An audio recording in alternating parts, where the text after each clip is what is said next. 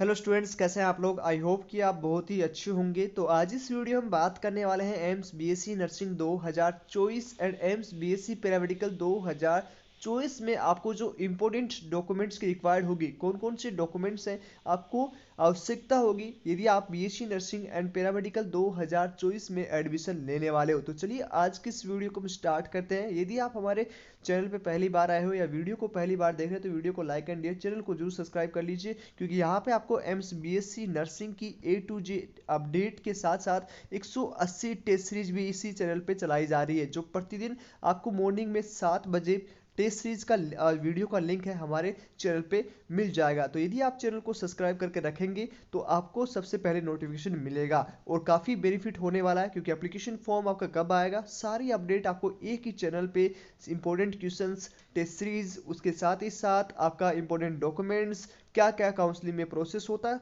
और कैसे आपका काउंसलिंग होता है, सारे एक ही चैनल पे आपको मिलने वाला है। तो जल्दी से जाइए, लाल बटन को क्लिक कर लीजिए ताकि आपको सबसे पहले वीडियो मिले। तो चलिए आज की इस वीडियो को हम स्टार्ट करते हैं। सबसे पहले इस वीडियो में डिस्कस करेंगे इंपॉर्टेंट डॉक्यूमेंट्स, आपको कब कब आवश्यकता होती है डॉक्यूमेंट्स की, कौन से डॉक्यूमेंट्स की आपको आवश्यकता है, एप्लीकेशन फॉर्म फिल करते टाइम मिलेगा। उसके बाद में आपको जब आप एग्जाम देने जाओगे तो कौन से डॉक्यूमेंट्स आपको आवश्यकता होगी। उसके साथ ही साथ जब आपका काउंसलिंग प्रोसेस होगा तब आपको कौन से इंपॉर्टेंट डॉक्यूमेंट्स की आवश्यकता होगी। उसके बाद जब आप एडमिशन लेने जाओगे तो आपको कब कौन कौन सी डॉक्यूमेंट्स की आवश्यकता होगी। तो इन 4 डॉक्यूमेंट्स की आवश्यकता आपको होने वाली है। तो चलिए वीडियो को आगे बढ़ाते हैं। सबसे पहले हमको आपको यहाँ पे डिस्कस करेंगे before exam and exam time पे आपको कौन कौन से डॉक्यूमेंट्स की आवश्यकता पड़ेगी। इसका मतलब हम यहाँ पे डिस्कस करेंगे कि आपको जब आपका एग्जाम होगा, ठीक है, और आपका एप्लीकेशन फॉर्म आएगा तब आपको कौन सी डॉक्यूमेंट्स की रिक्वायर होगी, इसकी पहले हम चर्चा कर लेते हैं। तो यहाँ पे सबसे पहले आपको जब आप एग्जाम बिफोर एग्जाम की बात करें, एप्लीकेशन फॉर्म आपका जब रिलीज किया जाएगा तब आपको कौन कौन से डॉक्यूमेंट्स हैं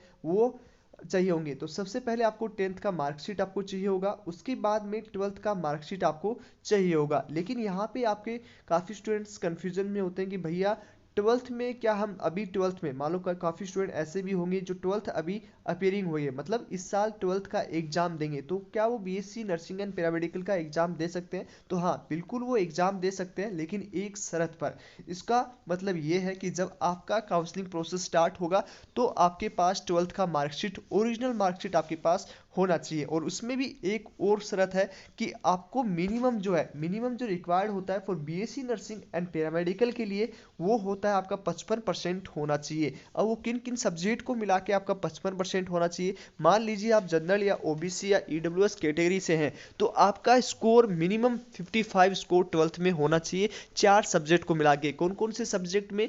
biology, physics, chemistry and English. इन चार सब्जेक्ट में मिला के आपकी मिनिमम 55% होने चाहिए, ठीक है। अभी इसमें से हिंदी आप सब्जेक्ट हटा सकते हैं, बाकी सारे सब्जेक्ट के मिला के यदि आपके 55% नहीं आ रहे हैं तो आप इस एग्ज़ाम में पार्टिसिपेट नहीं कर सकते। तो यदि आप अभी 12th की प्रिपरेशन कर रहे हैं तो पहला शर्त यह है कि आपको 55% करना होगा। वहीं आप यदि SC ST से हैं तो आपको 50 का स्कोर पार करना होगा। यदि आप 50 का स्कोर पार नहीं कर पाएंगे तो आप एग्ज़ाम में नहीं बैठ सकते। तो ये चीज़ आपको समझ में आ चुकी है कि मिनिमम आपको कितना जो है स्कोर चाहिए होगा for BSc nursing and paramedical के लिए। चलिए आगे बढ़ते हैं। उसके बाद में आपके पास वोटर आईडी या आईडी प्रूफ में कुछ होना चाहिए। तो मिनिमम जो है आपके आधार कार्ड, एक वोट आपके आईडी तो प्रूफ होना चाहिए। आधार कार्ड यदि आपके पास नहीं है तो अभी बनवा लीजिए। और आधार कार्ड में एक चीज़ और ध्यान रखिएगा, यदि आपका मार्कशीट में जो नाम है, ठीक है, मार्कशीट 10th एंड 12th में जो आपका ओरिजिनल नाम है वही आपके आधार कार्ड में होना चाहिए, ठीक है। यदि मिसमैच कर रहा है तो आप अपना नाम है वो अभी चेंज करवा लीजिए। या आपके पास वोटर आईडी भी हो सकता है या पैन कार्ड भी। तो मोस्टली आपके पास आधार कार्ड होना ही चाहिए, ये कंपल्सरी है। यदि ये नहीं है तो फिर आपका वोटर आईडी भी चल जाएगा।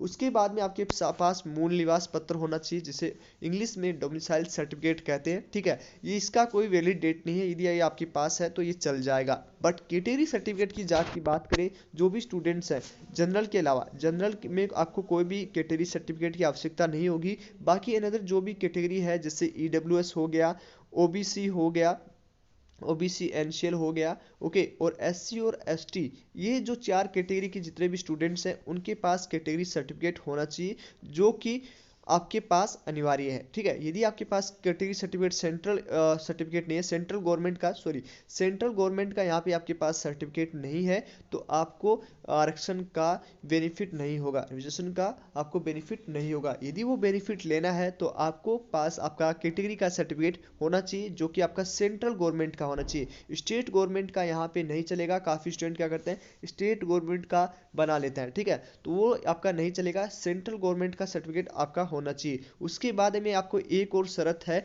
कि आपका वैलिड डेट में होना चाहिए। ठीक है, वो वीडियो के लास्ट में हम बात करेंगे कि वो वैलिड डेट क्या होती है। वैलिड डेट का मतलब होता है, काफ़ी एग्जाम में आपने देखा होगा कि 6 मंथ आपका पुराना नहीं होना चाहिए, but AIIMS BSc nursing and paramedical का जो एक अपडेट होता है, एक रूल एंड रेगुलेशन होता है कि इस डेट से लेके इस डेट के बीच में आपका ये कैटेगरी सर्टिफिकेट होना चाहिए। हालांकि कब रिलीज होता है तो इसका जो डेट है वो एप्लीकेशन फॉर्म के टाइम पे आता है। कितने मंथ का टाइम मिलता है वो हम वीडियो के लास्ट में आपको दिखाएंगे। ओके, तो चैनल को सब्सक्राइब कर लीजिए और वीडियो को अंत तक देखिए। उसके बाद आपके पास माइग्रेशन सर्टिफिकेट होना चाहिए, और सबसे मोस्ट इंपॉर्टेंट है आपके पास पासपोर्ट साइज 5 फोटोज आपके पास मिनिमम होने चाहिए, जो आपकी वही फोटो आपके एप्लीकेशन फॉर्म में लगेगी, और वही फोटो आपका जब एग्जाम होगा वही फोटो की आपको आवश्यकता होगी। और उसके बाद आपको जब काउंसलिंग प्रोसेस होगा तो उसी फोटो को, और एडमिशन के टाइम पे उसी फोटो की आवश्यकता होगी। तो मिनिमम 5 और मैक्सिमम 20 से 25 फोटो आप उसी के रख सकते हैं। उसके बाद यदि फिजिकल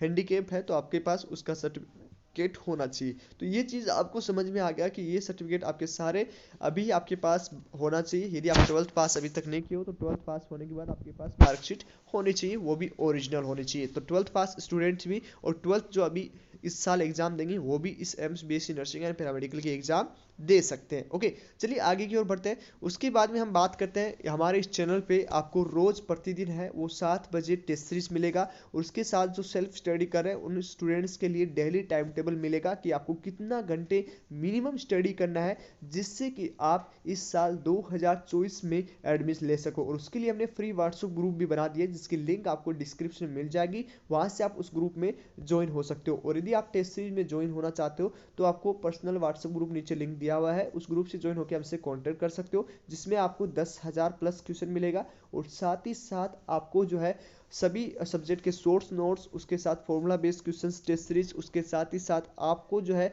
चैप्टर वाइज क्वेश्चंस मिलेंगे, और उसके सॉल्यूशन के साथ क्वेश्चंस पेपर भी। ओके, तो काफ़ी बेनिफिट आपको होने वाला है। तो यदि आप वो ज्वाइन होना चाहते हैं तो सारों की लिंक आपको डिस्क्रिप्शन में मिल जाएगी, वहां से आप ज्वाइन हो सकते हो। तो चलिए आगे बढ़ते हैं। यदि आप चैनल पे भी यदि आप सब्सक्राइब करके रखोगे तो आपको वीडियोस की लिंक मिलती रहेगी टेस्ट सीरीज की, और ऐसी ऑफिशियल इन्फॉर्मेशन की भी आपको वीडियो की लिंक मिल जाएगी। चलिए आगे बढ़ते हैं। अब यहाँ पे दूसरा पोर्शन आता है आपका ड्यूरिंग काउंसलिंग एंड उसके बाद एडमिशन टाइम। ठीक है, तो एडमिशन के टाइम आपको एक्स्ट्रा कौन कौन से डॉक्यूमेंट्स लगेंगे।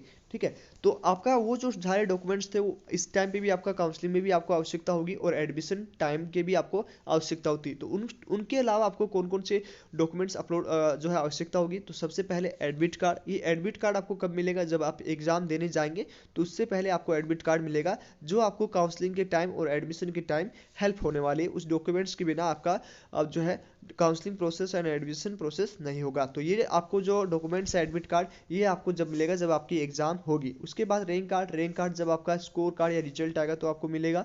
उसके बाद अलॉटमेंट लेटर जब आपका काउंसलिंग प्रोसेस कंप्लीट हो जाएगा और उसके बाद कोई कॉलेज आपको मिलता है तो आपको अलॉटमेंट लेटर उस कॉलेज का मिलता है कि आपको ये कॉलेज मिला है। उसके बाद आपको ऑफर लेटर भी आपका बाद में आएगा, जब आपको सीट मिल जाएगी किसी गवर्नमेंट कॉलेज में या किसी एम्स की कॉलेज में आपको सीट मिल जाती है, चाहे आप वो बीएससी नर्सिंग के हो चाहे आप पैरामेडिकल के हो। ठीक है, ये चीज़ समझ में आ गया। और उसके बाद में फीस स्ट्रक्चर की स्लिप आपको चाहिए होगी, जो आप फीस पेमेंट करेंगे उसकी आपको स्लिप होनी चाहिए। तो ये सारे डॉक्यूमेंट्स हैं वो आपको चाहिए होंगे जब काउंसलिंग और उसके बाद एडमिशन के लिए। ठीक है, तो कौन कौन से डॉक्यूमेंट्स, ये सारे डॉक्यूमेंट्स। उसके बाद में आपको ये डॉक्यूमेंट्स हैं वो एडमिशन टाइम और उसके बाद काउंसलिंग टाइम में चाहिए होगी। इनके अलावा आपको कोई भी डॉक्यूमेंट्स की आवश्यकता नहीं होती है। तो जल्दी से जाइए, ये सारे डॉक्यूमेंट्स आप बनवा लीजिए, और ये जो during counselling and admission time की टाइम है वो आपको एग्जाम के बाद आपको ऑफिशियल वेबसाइट पे मिल जाएगा। ठीक है, अब हम बात करेंगे वो वैलिड डेट की जो हमने बात की थी। ये वैलिड डेट का क्या है, कितना परसेंट रिजर्वेशन मिलता है, आरक्षण आपको जो है कितना परसेंट मिलता है, मतलब कितना जो बेनिफिट है वो ओबीसी और उसके साथ ही साथ आपको ईडब्ल्यूएस और एससी एसटी को होने वाला है, उसकी हम एक बार बात कर लेते हैं। तो ये आपके 2023 का पीडीएफ है, जिसमें आपका इसमें सारा अपडेट्स है वो दिया गया है लास्ट ईयर का। सबसे पहले आपका रजिस्ट्रेशन कितना मिलता है, ठीक है, उसकी हम बात कर लेते हैं। तो यहाँ पे आप देखोगे तो ये एक ऑफिशियल अनाउंसमेंट है जो आपका पूरा डिटेल इन्फॉर्मेशन यहाँ पे दे रखा है। तो नीचे जैसे स्क्रॉल करोगे तो यहाँ पे आपको ओबीसी, ईडब्ल्यूएस, एससी, एसटी का सबका रजिस्ट्रेशन आपको मिल जाएगा, ठीक है। चलिए एक बार हम डिस्कस कर लेते हैं। उसके साथ ही यहाँ पे आप देखोगे तो आपको दिल्ली के द्वारा जो एम्स दिल्ली एग्जाम करवाता है कितना परसेंट आपको मिलता है। तो यदि आप ओबीसी से हैं, ठीक है, तो ओबीसी वाले स्टूडेंट्स को जिनके पास ओबीसी एनसीएल होगा, ओके, तो उनको 27% रजिस्ट्रेशन मिलेगा, और एससी वाले को 7.5, ईडब्ल्यूएस वाले को 10% और एससी वाले को 15% जो है रजिस्ट्रेशन मिलने वाला है। तो ये आपको आरक्षण सभी स्टूडेंट्स को हो गया, इतना बेनिफिट आपको होने वाला है, ओके। अब यहाँ पे एक चीज़ और ध्यान रखिएगा कि यदि आपको इतना परसेंट रजिस्ट्रेशन दिया जाता है तो इसका एक सर्टिफिकेट की वैलिड डेट होती है। जैसे हम बात करें बीएससी नर्सिंग के लिए, तो BSc paramedical and BSc nursing के लिए जो वैलिड डेट यहाँ पे दी गई है, ओके, उसकी हम एक बार चर्चा कर लेते हैं। तो सबसे पहले हम बात करेंगे बीएससी पैरामेडिकल की। सबसे पहले हम बात कर लेते हैं। तो पैरामेडिकल में देखो ये एग्जाम डेट है इनका दिया गया है। इनका एग्जाम था पिछले साल 3 जून 2023 और इस बार एग्जाम है 6 जून 2024, सॉरी जुलाई। इस बार एग्जाम है 6 जुलाई, ओके। और 8 जून का आपका बीएससी नर्सिंग का। तो यहाँ पे जो डेट दी गई है देख सकते हो, एक साल बैक, मतलब 4/6/2022 से 3/6/2023। मतलब एक चीज आपको ध्यान में रखना है कि एग्जाम से पहले की डेट, मान लो कि आपका एग्जाम 6 जुलाई को है, तो 6 जुलाई से पहले का आपका होना चाहिए और एक साल इसे बैक ले लीजिए, ठीक है। यहाँ पे देखो एक साल बैक लिया गया है, तो एक साल पहले मतलब अभी भी आप जो है अपना बनवाएंगे, ठीक है। मान लीजिए कि अभी आप अपना सर्टिफिकेट बनवाते हैं तो वो वैलिड डेट का होगा, ठीक है।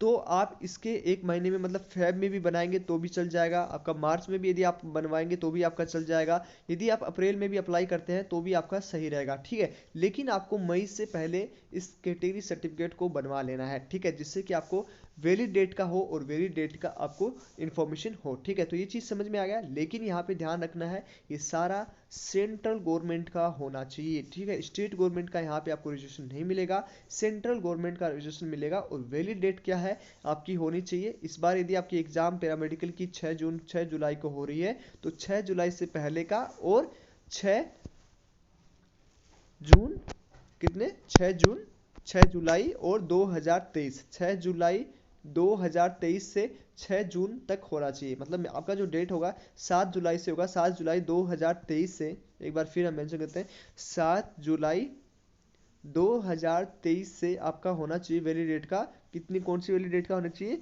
आपका, होना चाहिए 6 जुलाई 2024, ठीक है। ये आपकी डेट का होना चाहिए। वहीं हम बीएससी नर्सिंग की बात करें और एससी एसटी के लिए कोई भी वैलिड डेट नहीं होता, ये चीज़ आप ध्यान रखिएगा।